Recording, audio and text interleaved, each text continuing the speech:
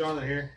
Quick how to clean the smoker after cooking fish. Cooked fish on the smoker, you'll know it gets pretty stinky fast. So my secret is, after I'm done smoking mullet, because we live in South Florida, we like to cook mullet. I like to take the racks out completely. Take my putty knife, clean the drippings up as best as I can in the pile.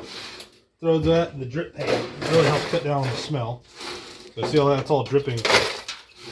Drippings and rust from our last mullet smoke. Once I get it down to the nitty gritty, there's not much left. The next thing you want to do, make sure this thing don't smell like fish. And if you don't do this often, it'll actually start tainting your other food to smell like fish.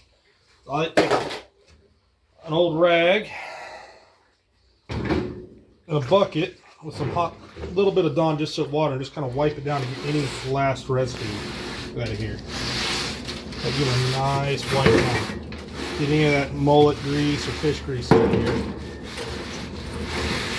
You see how much I've gotten up. The racks that I got here, I'll probably wire brush these and put these in the dishwasher. And the last thing, the most important thing you gotta do to get that fish smell out of your smoker, you're gonna close the lid and you're gonna fire the smoker back up.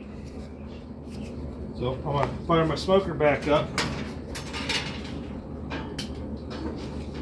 and then turn it to the hottest setting and leave it alone for about 2 hours. Let it burn off anything that's left in there. Well, that's the tip. I hope it helps. Please like and subscribe.